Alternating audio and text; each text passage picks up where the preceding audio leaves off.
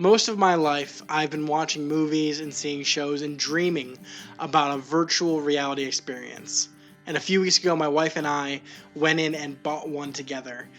This right here, if you're in the know or you're curious, this is called the Oculus Quest. It's a wireless virtual reality headset. And I am so excited about it that I can't stop talking about it. So that's what we're talking about today. When I told my wife I wanted to get this virtual reality headset, she didn't really understand, and it took some convincing.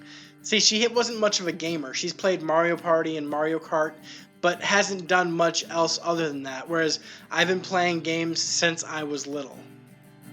We talked back and forth for a while, we looked at our budgets and compared some different headsets, and finally decided to buy this one. And while it was shipping, I was excited. I couldn't barely wait to get it.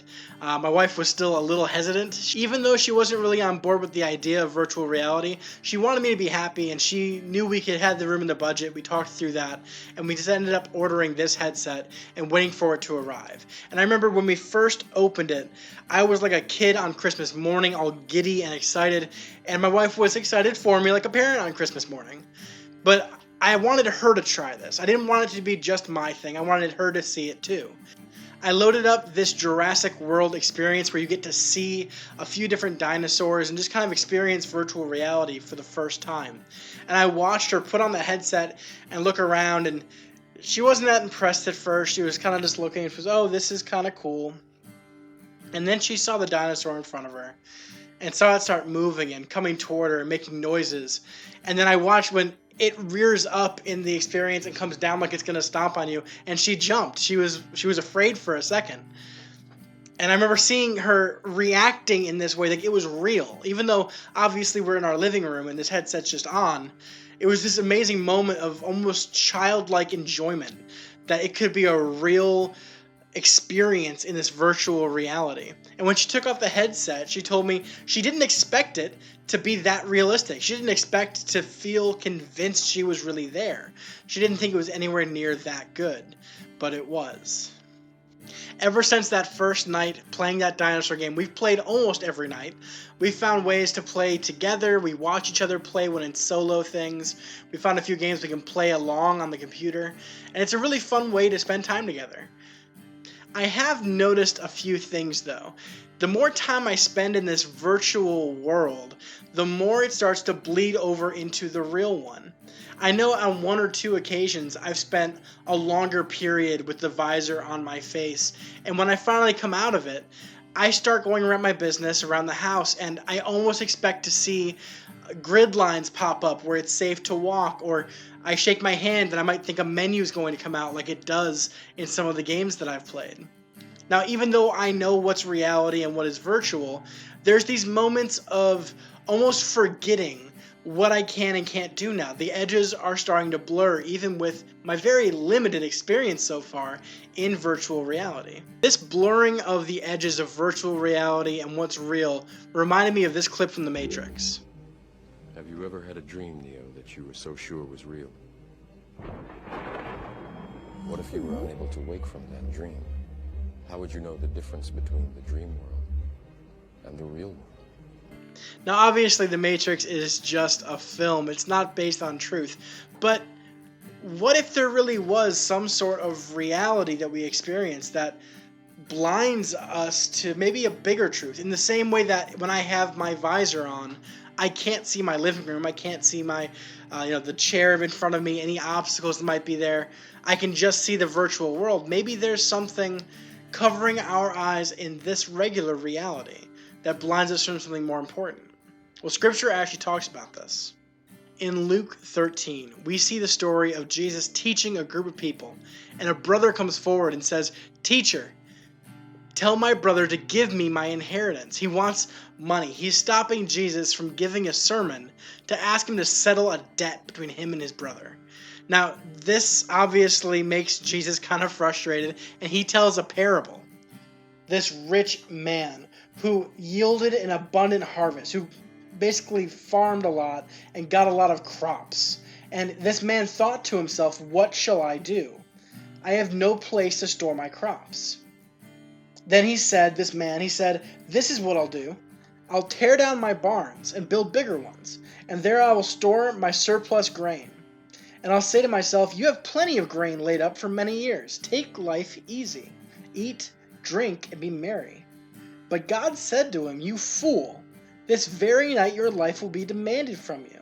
Then who will get what you've prepared for yourself? This is how it will be with whoever stores up things for themselves but is not rich toward God. Now you might hear that and think, wait, he's talking about greed. He's talking about materialism. And yes, he absolutely is. I'm not trying to lessen that at all. But there is a bigger truth at play here. Materialism is a lot like other sins. It's not always the root cause. It's a symptom of a bigger problem. Yes, this man shouldn't be greedy and he shouldn't be hoarding things. It says at the end there that he's not rich toward God. That's the real problem. See, this man was so consumed with growing his crops, with setting them aside for the future, and with being able to stop working and to have everything that he needed, that he didn't get rich in God. He didn't put his time into things that are eternal, that aren't going to pass away. See, the truth of the matter is, you and me, we're not here for very long. In the same way that I might play on my headset for an hour and then turn it off and come back to reality, this reality is only here for a moment. It says that we're a vapor in the wind in Scripture. While yes, it is hugely important to provide with your life now, it's important to provide for your family, it's important to have food, to have shelter, to have everything you need like that, it's more important to look to the life ahead, to look to the real reality. While it's great that I have the high score in Pac-Man, it doesn't affect much outside of that game. And in the same way, if I get all the money in the world, if I buy every car in every house, if I give to 100 charities and I have more friends than anyone has ever met, even things that are good but are still fleeting, it doesn't mean anything unless I've invested in the things that don't fade. If I haven't gotten rich in God. Now, obviously, I'm not against virtual reality. I just bought a headset and I love playing it. In the same way, I'm not against living in the world that we're currently in, but make sure you're doing so on purpose. I want to challenge you. Are you stuck with a visor on your face? Are you living so caught up in the day-to-day drama and work and money and everything else that comes with this world that you've forgotten that this isn't really your home? This isn't where you're going to end up. It's not where I'm going to end up either. I want you to ask yourself, are you stuck behind a visor? Are you living in a material reality that's blocking off the spiritual reality behind it? Are your lives starting to blend together? Are you maybe spending too much time in one like it happened with me after too much time in virtual reality? Is it time maybe to disconnect? To stop focusing so much on the material around you and start to reconnect to the spiritual that maybe you've left behind? Or are you doing well? Are you living in your spiritual reality and you know the amount of time that you can spend in one and the other and you have it figured out? Well, if that's you, I want to challenge you to be present with those around you who maybe haven't yet. Be a presence in their life. Comment on this video to try to share what tips have worked for you, because I know I can still use your help, and I'm sure others watching can as well. I hope this has been a blessing for you and that you will be a blessing to others. I want you to go and disconnect and live in the spiritual reality that we all truly are a part of. You are loved. We wanted to say one last thing here at the end. In case you noticed, I am wearing a woven shirt. We also have a woven mug. The woven store is now open. We're going to link that down in the description below. Don't feel obligated, but anything you do purchase, the proceeds are split between the manufacturer and the ministry, so you can support us directly that way. But we would also love it if you just like, comment, subscribe, and turn on notifications so you can start to join in on this community more and more as we continue to live out our lives together.